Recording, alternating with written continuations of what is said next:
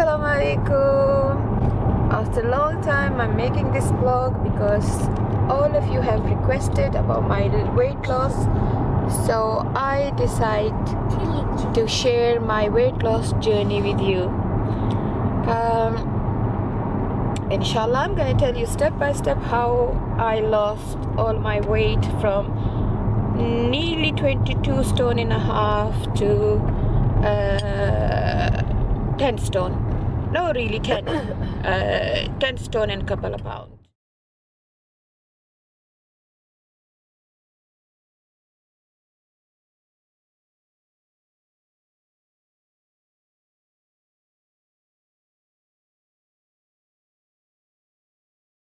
So I gained so much weight, isn't it, Sumaya? Yeah.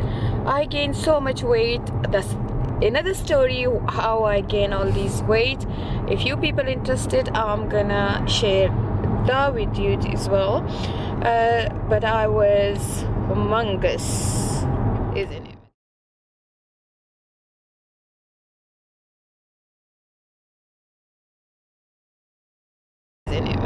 I was so, because I'm only 5'5" tall and 22 and a half stone. Oh my god, I look like a big, mean like a big pot. So, and everyone say everyone used to tell me, no, you don't look ugly, blah blah blah, because I always go baby face. But I remember I used to look like Humpty Dumpty with my leg looked really short that time. Oh my god, I was a designer and I used to design loads of nice clothes, but whenever I iron my kameez, my shirt, and I put my shirt on the ironing table, the whole ironing table used to be covered, isn't it? So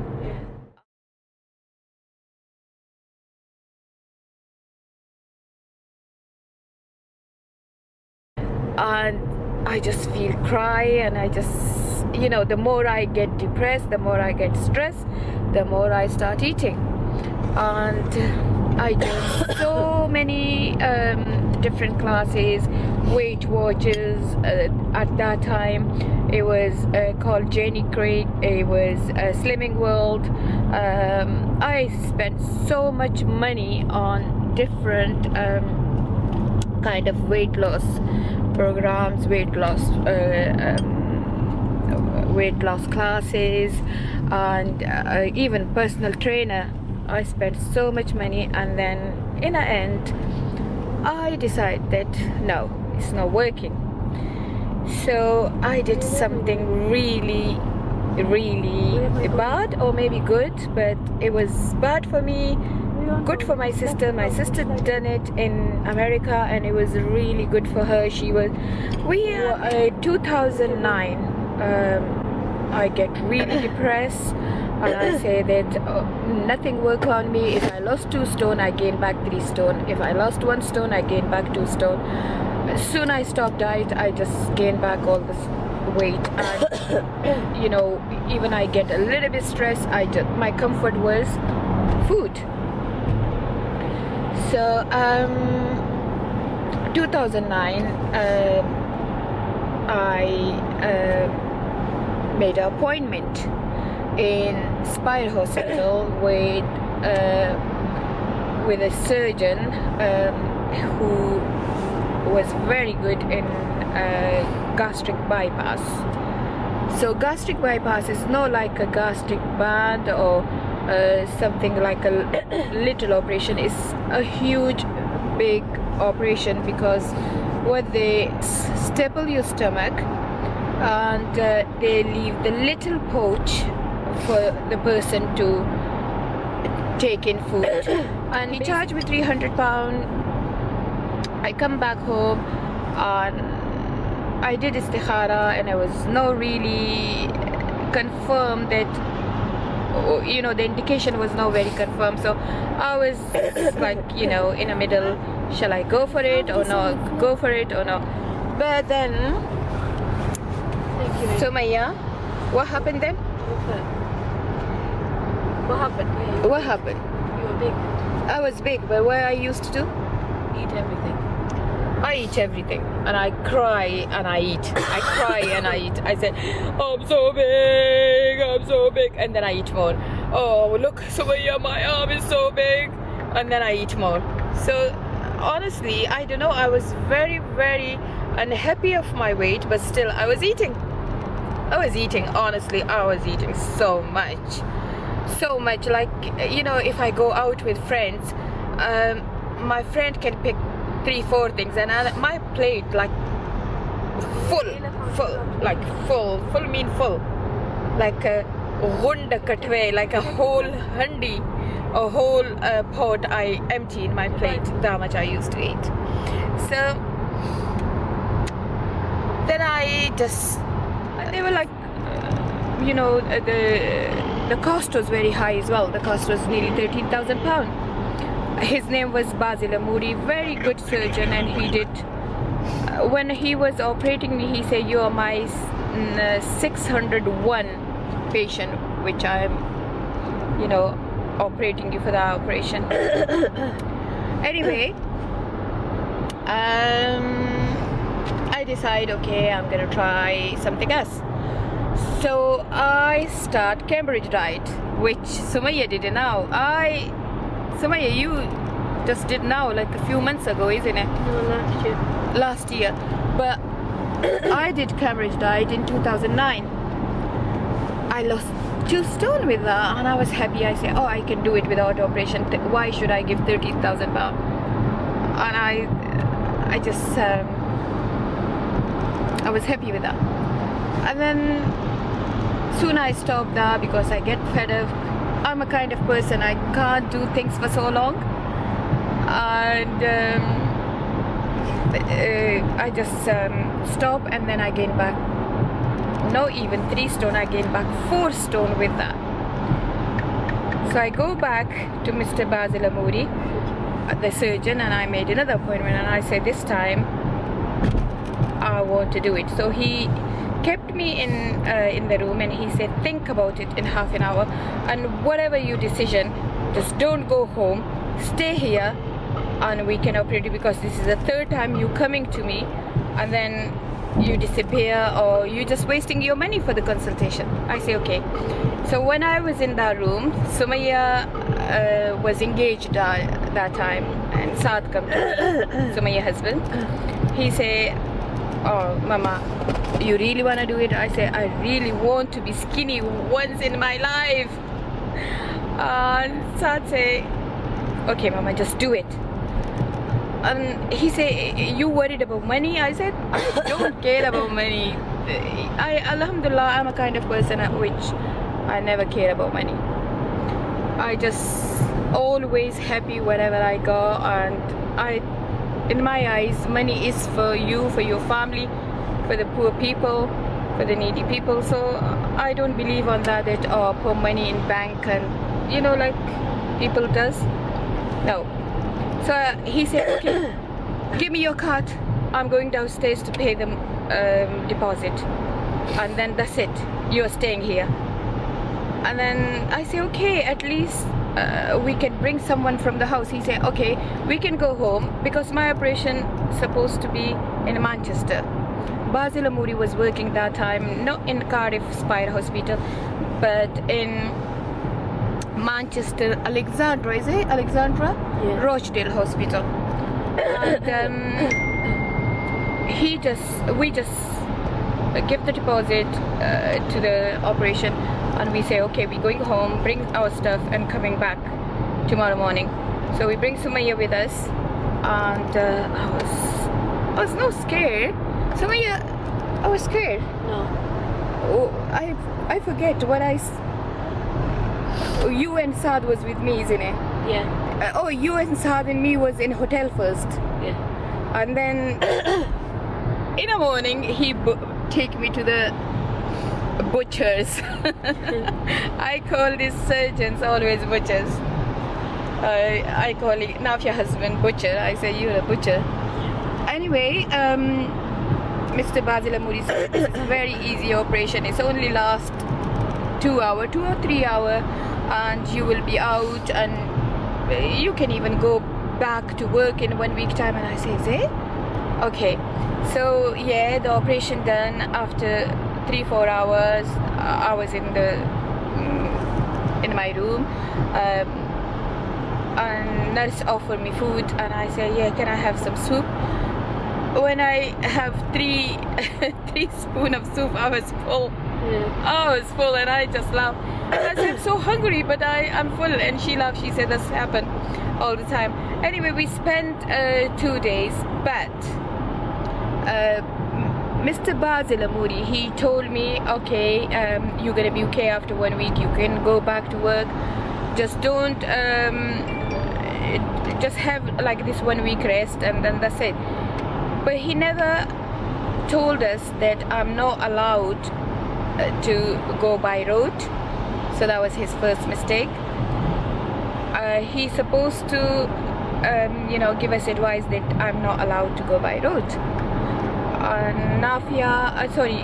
Sumaya and Saad bring me back home in their car, and that was our first mistake, because, you know, my operation done like only 24 hours, and he discharged me, and then everything was like, you know, all the staples, all the it was a major massive operation, but he made it that easy that I had a 4-hour journey, and from Manchester to Cardiff. When I come home, it was quite painful. I think it was a bit different, but we call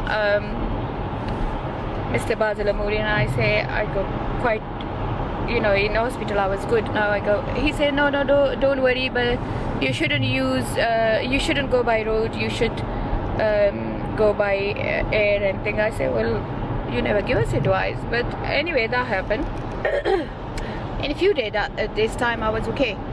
And then I asked him 2-3 times. I say, you say that I'm allowed to go back to work in 1 week time. So you sure I can go in 1 week time? Because I was a business lady, obviously I don't want to stay home. And what happened, Sumaya? And then you started going back to work. I started going back to work. That was my second mistake. So he told me go back to work. Go back to work, just sit there, take it easy. But he never ever told me that don't lift and don't shift and don't carry heavy stuff for 6 months. He's supposed to give me this advice to no lifting, no shifting, no more than 2 kg. So basically I'm not blaming him, but he just asked me to go back to work, which I did. And what happened, Sumaya? We were shifting. We were doing everything. I bought a new business at that time. And me and Sumaya and Maliha was the little girl as well.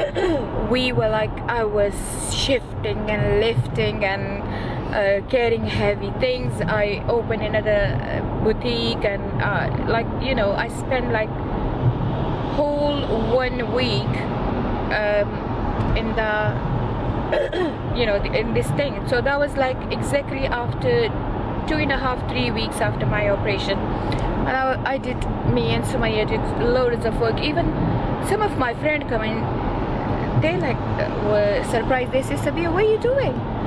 You just had a massive operation and you just carry on that heavy work. And I say, no, doctor told me that I'm a normal person, I can do. But I was top of the moon because every week I lost 1 stone, every week. So in 3 weeks time, from 22 stone, I think I was nearly 19 stone. Me and my friends, my friend bought a new hotel, and she said, okay, we got a big hall here and we can do a little Valentine party here, just like a girl's Valentine party here. And I say, okay, I can take care of all the decoration and this, that. And we were like having a little meeting in the same hotel. Excise food I eat, that's all I used to eat every 3-4 hours, and I just get full so quickly. And I used to be so happy that I'm I can't eat. You know, like people get upset when they don't eat, but I used to be so happy that oh, I can't eat. Anyway, so when you were home, when I was planning with my friends, innit? Yeah. say to my friends, I say I got really bad stomach pain, and they say, oh, you shouldn't eat that pista because you know, that's like a little bit hard food, and your stomach is small, you shouldn't eat that. And I say, is it? But the pain was so much, so I say, please drop me home. I say, I can't drive now, drop me home. So one of my friends, Naseem, she take me home, and I ring Sumaya. I say, Sumaya, I got a really bad stomach pain. Sumaya was waiting just outside by the door, and you know, sooner my friend dropped me. I say, you go. She was like, keep saying to me, can I stay? I said, no, no, no, you go. I say, I'm gonna call the ambulance, my pain is really severe, but just you go. And I remember I was crawling. Yeah, you were crawling. You were like, Yeah. So we quickly called her. I was like, I can't even lift myself up. My tummy was like, my tummy looked like it's gonna rip in part. And that pain, oh my God, astaghfirullah, astaghfirullah. You know, that pain was something else. You know, ambulance come, and the minute they come, ambulance man just don't wait for 1 second. He took me to the hospital with Sumaya.